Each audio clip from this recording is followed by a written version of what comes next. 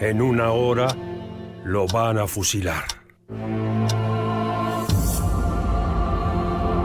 Manuel Dorrego, el padre de los pobres, debe morir. Así lo ordenó el general Juan Galo Lavalle. La noticia deja a Dorrego perplejo. El caudillo apenas murmura: Dios santo. Todo a su alrededor se vuelve más vívido. Su corazón se acelera. Inmediatamente Dorrego pide pluma y papel. Tiene que escribirle a sus seres queridos antes de que sea demasiado tarde.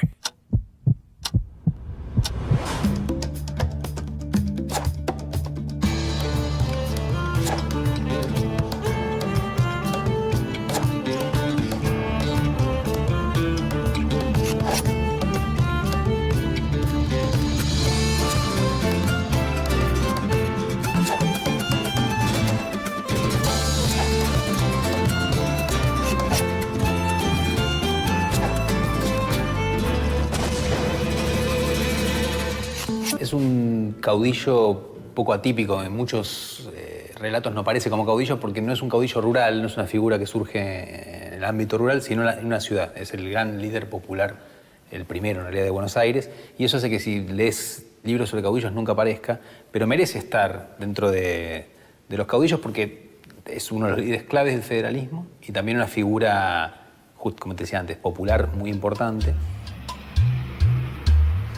Manuel Dorrego nació el 11 de junio de 1787 en Buenos Aires.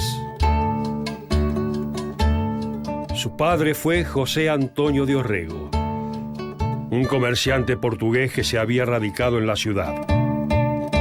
Y su madre, una porteña llamada María de la Ascensión Salas. Los Dorrego pertenecían a la gente decente, conformada por la élite local. Durante su infancia, Manuel acompañó a su padre en su actividad comercial, empapándose con los sonidos y colores de una Buenos Aires que crecía rápidamente. La posición económica de su familia le permitió a Manuel ingresar en el colegio más prestigioso, el de San Carlos.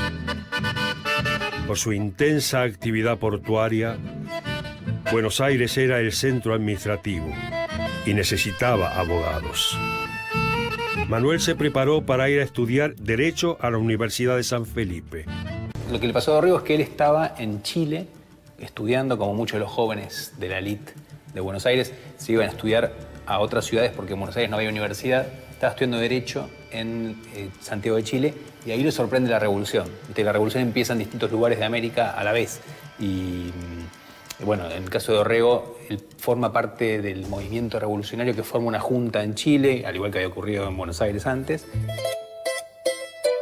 Dorrego se incorporó al Ejército del Norte, que en ese momento retornaba del Alto Perú, en donde había sido derrotado. Se alistó al ejército como aventurero, lo cual significaba no cobrar sueldo ni tener un cargo fijo. Combatió en la segunda batalla de Suipacha y en Sansana, en donde se destacó por su valentía. Su jefe dijo de él: su resuelta bravura ha admirado a nuestras tropas. Pero a Dorrego le costaba obedecer las órdenes de los superiores inmediatos, pues era sumamente indisciplinado. El 20 de febrero de 1813 se produjo la batalla de Salta, entre el Ejército del Norte y las fuerzas realistas. Dorrego y sus cazadores lucharon desde el ala derecha del ejército, dando furiosa batalla al enemigo. Gracias a su labor sobresaliente, Dorrego fue, quizás, el mayor responsable de la victoria. Fue un momento importante para su vida y su carrera, pero sus actos indisciplinados opacarían su prestigio. San Martín, obsesionado por obtener un orden férreo en el ejército, decidió separar a Dorrego de las filas y lo envió a Santiago del Estero. Más tarde, Dorrego se encontró en la Banda Oriental. Mandan a pelear a la Banda Oriental, donde pelea contra los artiguistas, ¿no? Es decir, el gobierno central, con sede en Buenos Aires, lo envía, después de haber tomado Montevideo, a tratar de pacificar la Banda Oriental, que se había levantado contra Buenos Aires, en contra del centralismo de Buenos Aires. Y Dorrego gana una batalla que se llama Marmarajá, pero después lo derrotan en Guayabos. Y esa derrota, es una derrota importante, hace que los porteños tengan que abandonar la Banda Oriental, que queda en poder de Artigas. Hay una negociación y Dorrego vuelve a Buenos Aires. De regreso en Buenos Aires, se casó con Ángela Baudrix, perteneciente a una familia de la élite porteña. Fue nombrado coronel y comandante del regimiento número 8 y se lo envió a Santa Fe a combatir a quienes querían separar esa provincia de Buenos Aires. Al mismo tiempo, Manuel Dorrego ingresó en un nuevo mundo, la política. Participó como escritor en un periódico que reunía a opositores del director supremo, Juan Martín de Pueyrredón.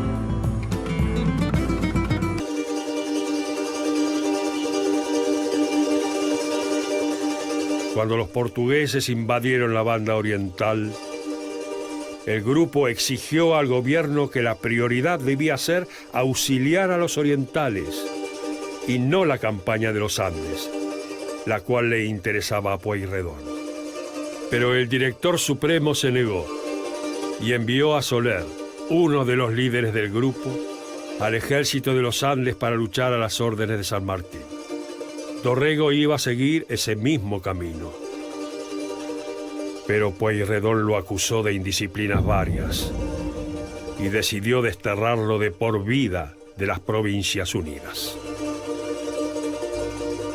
Fue un período oscuro para Dorrego, pero sus peripecias no se detendrían. Partió en un barco que hacía la guerra de corso con bandera rioplatense. Cuando la embarcación llegó al Caribe, fue capturada por los ingleses y conducida a Jamaica. Dorrego fue acusado de piratería y estuvo a punto de ser condenado a muerte. Sin embargo, logró probar su inocencia y continuó su viaje. En 1817 llegó a Baltimore, un próspero puerto de los Estados Unidos. Desde allí, escribió cartas defendiéndose y atacando a Pueyrredón por su arbitrariedad. Y en Baltimore, un puerto norteamericano, vive 3 años exiliado en muy pobres condiciones. Y ahí, aunque es el momento más oscuro de su vida, porque no sabemos bien qué pasó, se supone que también se acerca mucho a las ideas federales norteamericanas, ¿sí? Que ya no eran solamente la idea federal en el Río de la Plata, que es provincias iguales entre sí y solamente aliadas, sin nada superior, sino la posibilidad de crear un Estado federal, es decir, una autoridad que respete las autonomías de las provincias, pero que tenga preeminencia sobre todas ellas, una autoridad central, que es el Estado federal como es Argentina hoy, pero que en esa época todavía no existía como proyecto en el Río de la Plata. Es algo que recién aparece en los años posteriores.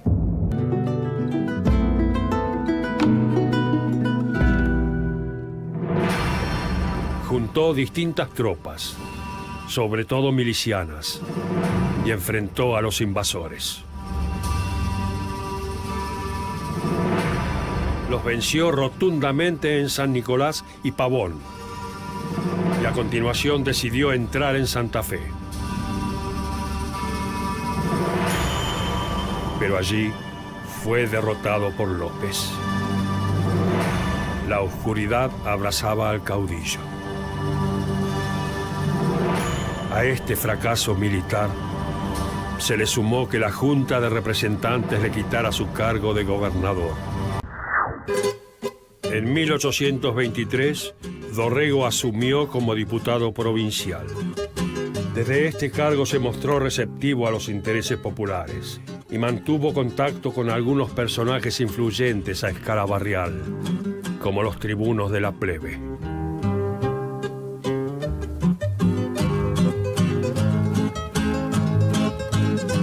Cuando a fines de 1824 se convocó a un Congreso Constituyente en Buenos Aires, el Partido del Orden se convirtió en el Partido Unitario.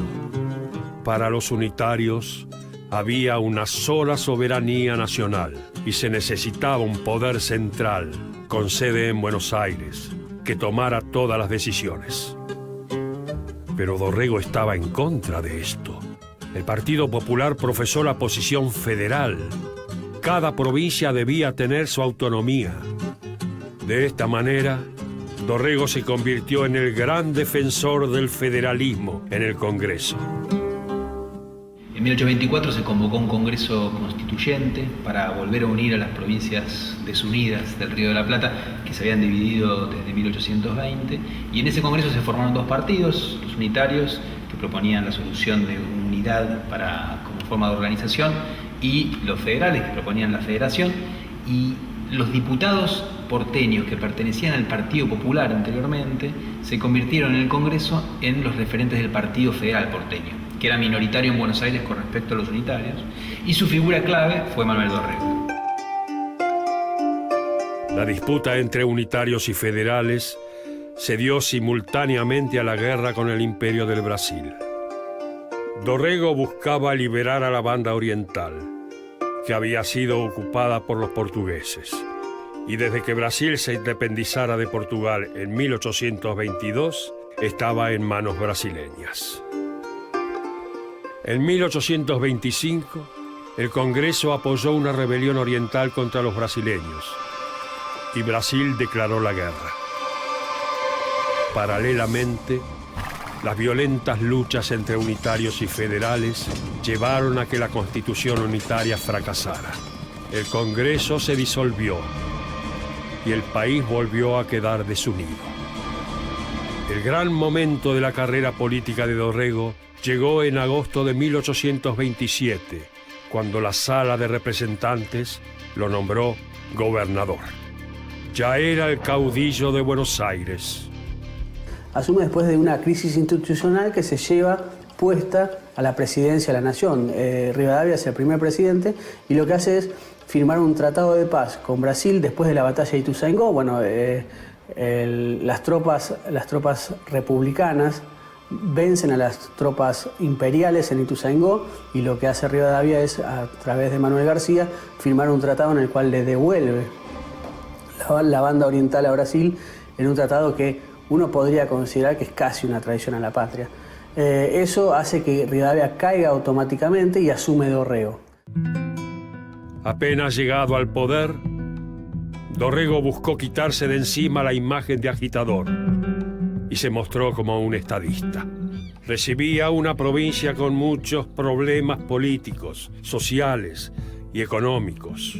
Por un periodo puso precios fijos a la carne para proteger a los consumidores. Dorrego entabló una buena relación con las provincias y apoyó la reunión de una convención en Santa Fe en reemplazo del fracasado Congreso. También mantuvo una buena relación con los ingleses, a quienes siempre se había opuesto en el pasado, y logró una salida honorable del conflicto con el Brasil. Muy pronto, Dorrego fue llamado padre de los pobres. A Dorrego le van a decir el padre de los pobres, ¿sí? ¿Y por qué eso? Justamente por todo esto que te comentaba recién, por la atención que presta a los intereses populares. No porque Dorrego no fuera, al igual que los otros líderes, alguien que venía de la élite, de la clase alta porteña, pero lo que cambia es el estilo y la atención y el tipo de relaciones que establece con los grupos populares. Pero los unitarios lo detestaban y comenzaron una feroz campaña en su contra, buscando desestabilizarlo. El 1 de diciembre de 1828, el general Juan Lavalle, partidario de los unitarios, decidió dar un golpe. Junto a sus hombres, llamados los decembristas, capturaron el fuerte y Dorrego huyó a la campaña. Comenzaba la caída del caudillo. Una asamblea aclamó de manera ilegal a Lavalle como gobernador de Buenos Aires.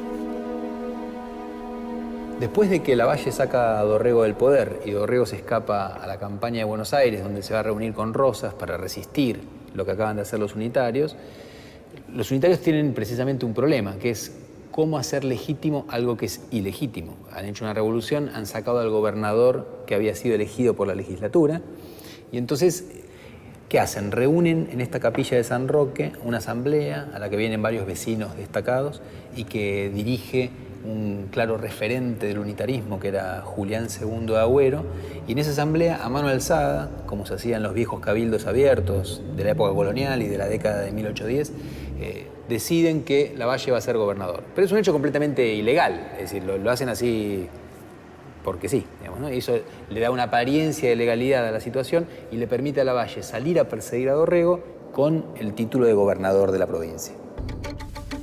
Lavalle y su ejército persiguieron a Dorrego, quien se dirigió al sur de la provincia y buscó el respaldo de Juan Manuel de Rosas, que era comandante de las milicias de la campaña.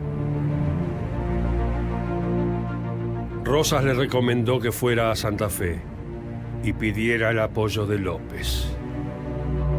Pero Dorrego se negó. Decidió enfrentar a Lavalle. El combate se produjo en Navarro y Lavalle venció a Dorrego.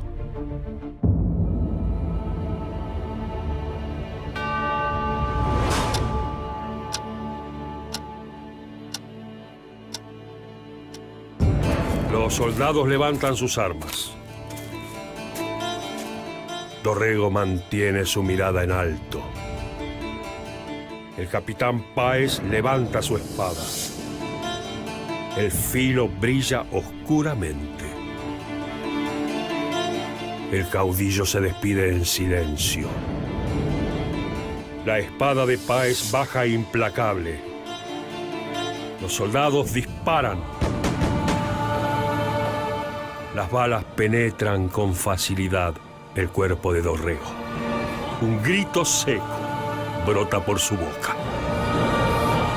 Luego, solo queda el humo de las armas.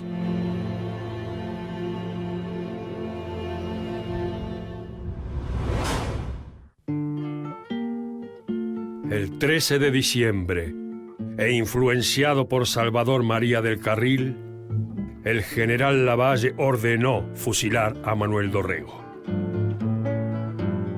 El caudillo, sorprendido por la temible noticia, escribió una serie de cartas a sus seres queridos y luego fue fusilado. Posteriormente, Lavalle escribió: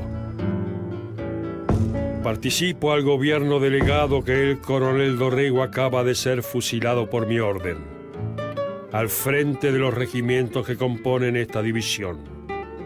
La historia juzgará imparcialmente si el coronel Dorrego ha debido o no morir.